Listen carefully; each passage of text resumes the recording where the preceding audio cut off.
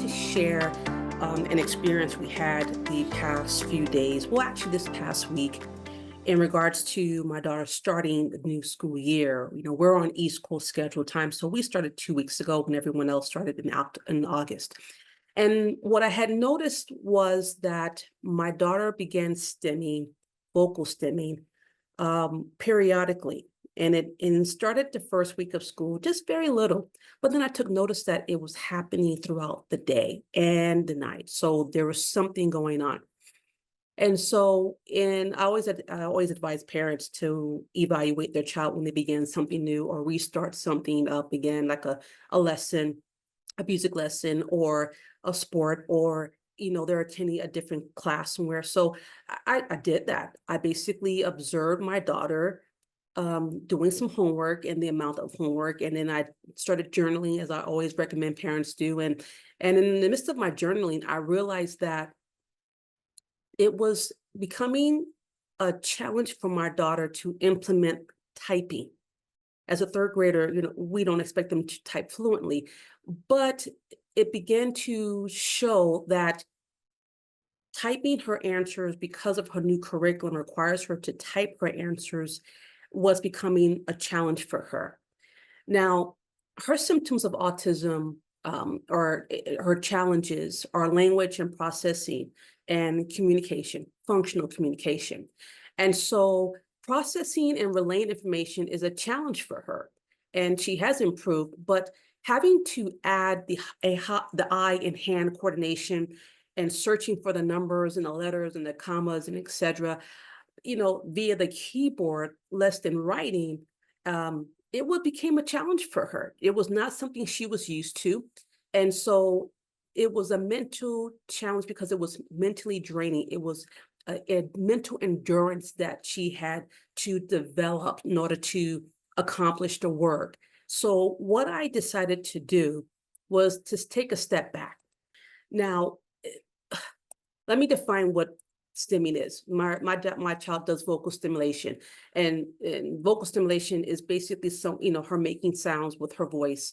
And this is a way that she copes with her emotions and regulates her body senses and all the input that's happening to manage her stress. Now, that's just not just for her, but that's for all kids. You might see them flopping their hands, turning in circles, jumping, even self hitting, and it's causing pain. So that's not something we really want our child to do. The goal is to get them to be able to communicate what they're feeling, why they're feeling, what they want, what their needs are, and to decrease the behaviors. The more they communicate, the less behaviors they will have. So what I did was I evaluated the amount of homework that my daughter has to do, and I homeschool. And so what I had to do to help her manage the stress of the mental endurance that she has not developed yet for comprehending, relaying information, keeping that information in her head, and then typing and trying to relay her information via typing. And she's a third grader. She doesn't know how to type that well. So she's focusing on the typing, and the challenge was to maintain the answer in her head. And you're saying, okay, yeah, well, she can write it down. She can, but she still has to type it. So I had to determine what was the problem, the typing or her thinking, and it was the typing. So I just decreased the typing. And I had her write her answer, and I took a picture of it, and then I also typed in the answers for her, and I uploaded both the typed answer and the picture of her actual written work so the teacher would know. And I explained to the teacher, this is going to have to take some time to, help her develop the mental endurance to type her work only. And all of a sudden, her stimming decreased. I took longer period of time for her to do work in between. We took longer extended breaks. And so now the goal is to decrease the amount of break time that she has so that she can build the endurance of typing and answering the questions. And I encourage parents to reevaluate, the stimming that their child is doing, because the goal is for them to feel comfortable, not feel anxious, and not just handle something that makes them anxious by the behaviors that they're demonstrating.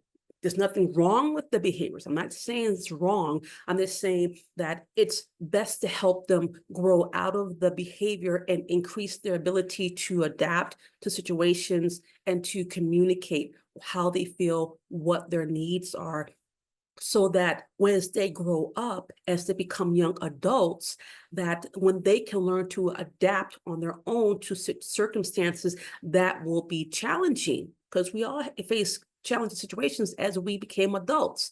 So if we enable them to do so, then the behaviors will decrease, and then they can learn to problem solve as well. How can I manage or communicate? I'm feeling overwhelmed. Can I take a break?